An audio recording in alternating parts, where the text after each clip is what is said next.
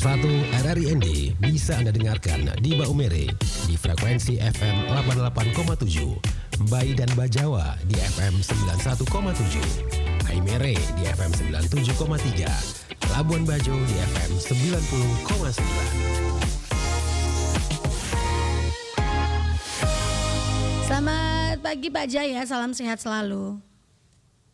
Selamat pagi Mbak. Baik Pak Jaya, terima kasih nih ya, meskipun dalam perjalanan menuju bandara masih bersedia untuk diwawancarai RRIND Pak pagi ini. Oke ya, sama-sama siap. Baik, nah ini Pak terkait dengan rencana atau ada Kemenkes nih yang akan membentuk tenaga cadangan kesehatan. Ini seperti apa nih Pak tenaga cadangan kesehatan ini? Ya, baik Mbak, saya akan jelaskan dulu apa itu tenaga cadangan kesehatan. Jadi kita ini saat ini telah melakukan transformasi kesehatan, ada 6 pilar, salah satunya adalah pilar ketiga, di mana bagaimana sistem ketahanan kesehatan dilakukan. Pengalaman dari COVID-19 tentu membawa kita untuk melihat kembali seperti apa untuk kesiapsiagaan kita. Nah dari situlah kita membutuhkan tenaga cadangan kesehatan. Tenaga cadangan kesehatan itu adalah sumber daya manusia yang disiapkan pada saat pra bencana, ya, untuk sewaktu dimobilisasi pada saat krisis kesehatan akibat bencana di daerah terdampak, seperti itu. Oke, baik. Jadi bukan seperti tenaga cadangan pemain bola, tenaga cadangan enggak begitu. Dia tenaga inti di suatu daerah, tapi tenaga cadangan di daerah lain yang disiapkan sewaktu-waktu terjadi krisis kesehatan, dia menjadi tenaga inti lagi di suatu daerah tersebut. Karena daerah tersebut terdampak dan kapasitas setempat itu tidak memadai akibat dari bencana. Seperti itu. Oke, jadi ini tenaga cadangan kesehatan ini dibentuk di semua daerah yang rawan bencana ataukah hanya dipilih saja nih Pak Jaya? Jadi kalau kita melihat dari indeks risiko bencana di Indonesia, hampir semua daerah Indonesia itu kondisinya warna kuning dan warna merah. Artinya itu rawan terhadap multi bahaya, multi bencana, ya, baik itu bencana alam, non alam maupun krisis sosial. Nah daripada itu kita membuat, jadi seperti ini Mbak, bukan kita merekrut, tetapi orang tenaga relawan selama ini, baik organisasi profesi yang ingin membantu, baik dari mandatori, baik dari misalnya individu maupun kelompok, organisasi, apapun bentuknya bisa ikut di dalam tenaga cadangan kesehatan. Tetapi bagaimana kita negara hadir untuk memanage, mengatur, mengkoordinasikan, mengintegrasikan dan mengkolaborasikan satu kesatuan dan namanya klaster kesehatan nanti. Jika terjadi sesuatu di suatu daerah itu akan bisa dimobilisasi dengan baik. Kuncinya adalah kecepatan dan ketepatan. Jadi siapapun boleh ikut di dalam tenaga cadangan. Tentu ada 10 kriterianya, ada 10 tenaga cadangan berdasarkan pandemi yang dikeluarkan oleh WHO, seperti itu. Jadi bagaimana menghadapi itu. Oke, baik. Jadi memang tenaga cadangan kesehatan ini dari daerah satu misalnya bisa diperbantukan atau digerakkan dimobilisasi ke daerah yang rawan bencana atau yang sedang terkena bencana nih Pak Jaya.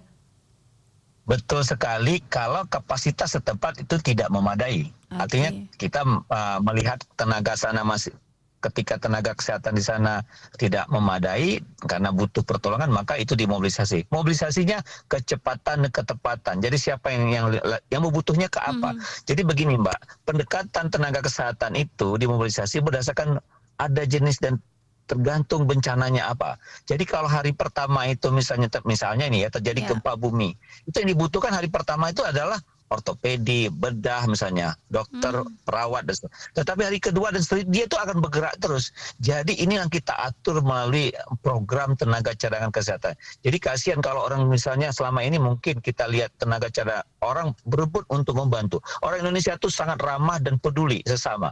Tetapi kita harus manage dengan baiknya seperti itu melalui program tenaga cadangan kesehatan.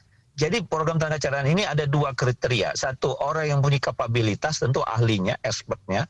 Yang kedua, orang yang mempunyai mobilitas. Sebagai contoh saya kasih tahu. Misalnya ada suatu organisasi profesi, dia punya anggota misalnya 100 orang.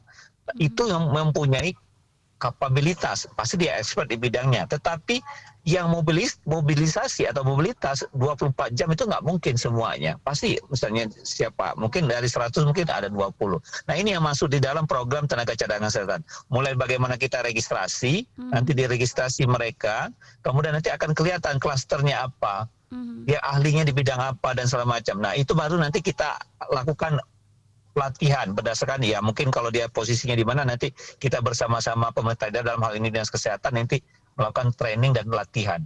Nah baru-baru ini kita sudah melakukan latihan gladi simulasi akibat dari bencana banjir kesehatan itu kemarin di Kalsel ya kita lakukan. Nanti kita akan lakukan lagi latihan di mana. Jadi diharapkan kesiapsiagaan itu penting.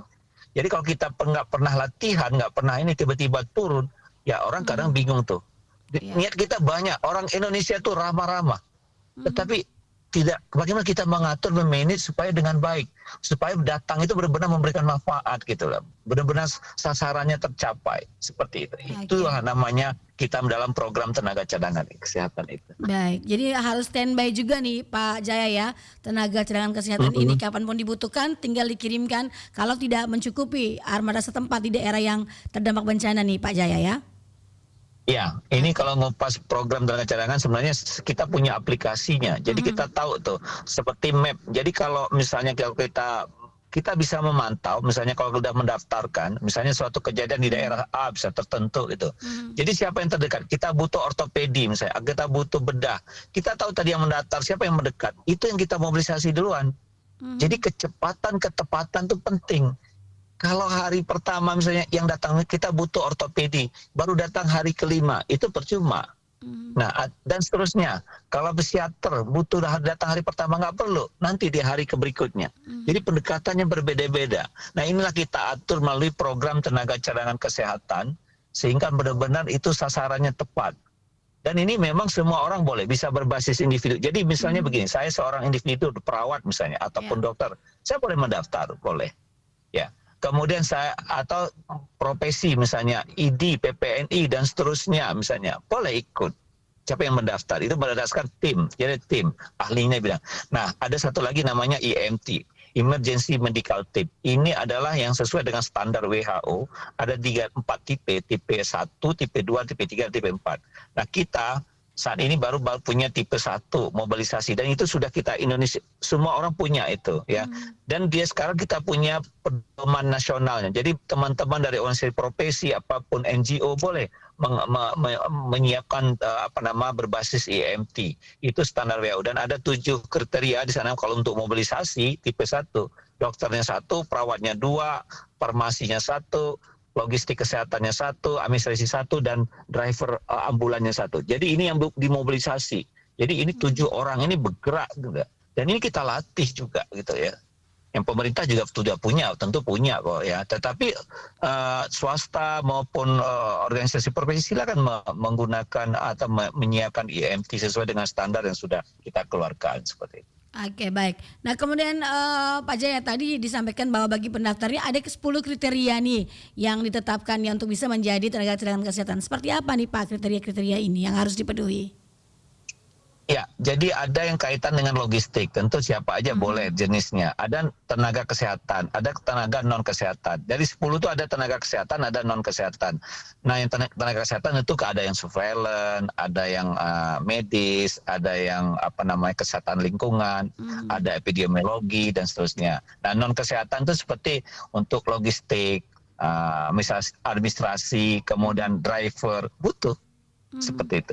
Itu ada di standarnya yang sudah dikeluarkan kita menganut pada 10 standar pilar yang dikeluarkan oleh WHO seperti itu. Tetapi kita breakdown di dalam aplikasinya ada. Jadi kita boleh siapa aja boleh mendaftar. Jadi ada 2 kriteria di sana, non kesehatan dan kesehatan. Tentu paling banyak yang mendaftar tadi yang kesehatan. Tetapi intinya adalah karena kita butuh juga non kesehatan seperti tadi, logistiknya siapa ngelolanya, logistiknya. Terus administrasi kan kita butuh tenaga non kesehatan juga. Dan driver tentu kita butuh untuk ambulan dan segala macam kan seperti itu. Baik. Kemudian untuk pembentukannya ini sendiri Pak Jaya sudah sampai di mana di tahapannya? Jadi tenaga cadangan ini sudah dicanangkan oleh Bapak Menteri Kesehatan pada tanggal 21 Desember 2022 lalu. Di mana kita belajar membuat suatu teori, kajian, dan kebetulan saat itu juga kita lihat bagaimana kita mobilisasi di bencana di Cianjur misalnya seperti itu. Juga kita jadikan pedoman juga bagaimana seperti apa sebenarnya. Nah, terakhir tanggal 21 Desember kita mobilisasi dan waktu itu ada baru 5.000, 4.000 itu. Dan Mbak harus ketahui bahwasannya tenaga yang kesehatan IMT tipe 2 yang kita kirim ke Turki itu adalah tenaga cadangan kesehatan. Ada dari TNI, ada dari Polri, ada dari organisasi profesi, ada dari NGO, itu kita gabung di dalam tenaga cadangan kesehatan. Jadi mari kita bersama-sama mau ngurusin bencana itu bukan untuk pemerintah sendiri, tapi kita semua pentahelit gitu ya, semua kita ikut hadir. Bagaimana kita mengintegrasikan. Jadi tenaga cadangan sudah dimobilisasi di Turki, itu semua tenaga cadangan, 119 orang. Seperti berdasarkan jenis profesinya. Baik. Gitu. Nah, untuk di NTT sendiri apakah juga dibentuk nantinya, Pak? Nah, jadi bukan soal NTT membentuk, jadi semua ada di sana. Saya karena kebetulan ini via telepon, saya tahu di setiap provinsi sudah ada. Mungkin tentu belum merata yang menamun daftarnya. Mari anak-anak mungkin pada kesempatan di siang pagi hari ini, saya menghimbau, mari yang ingin relawan, yang ingin membantu menyiapkan tenaganya untuk kesiapsiagaan dalam menghadapi bencana, masyarakat ataupun warga yang ingin misalnya di ND, di NTT dan seterusnya silakan mendaftar. Nanti ketika yang dimobilisasi ya orang-orang yang di sekitarnya.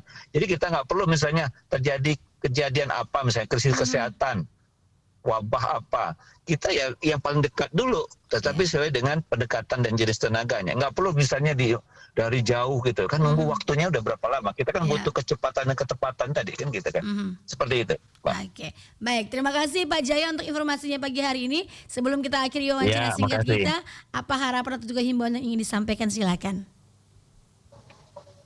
Yang ingin saya sampaikan adalah untuk melakukan penanggulangan krisis kesehatan akibat bencana, baik itu bencana alam non alam, itu tidak bisa dilakukan oleh pemerintah sendiri. Jadi semua pentahelik itu harus hadir dan dibentuk dalam satu klaster kesehatan namanya. Nanti siapapun di sana, baik masyarakat, ya, baik NGO, baik pun LSM, organisasi profesi, apapun namanya, bisa bersama-sama membantu ya melakukan tanggap darurat pada saat terjadi krisis kesehatan akibat bencana. Jadi itu sih himbauannya adalah kebersamaan dalam hal koordinasi, integrasi, dan kolaborasi. Demikian Mbak, makasih. Baik, terima kasih Pak Jaya, hati-hati dalam perjalanannya ya. Semoga semua rencana kerjanya sukses hari ini. Siap Mbak, makasih.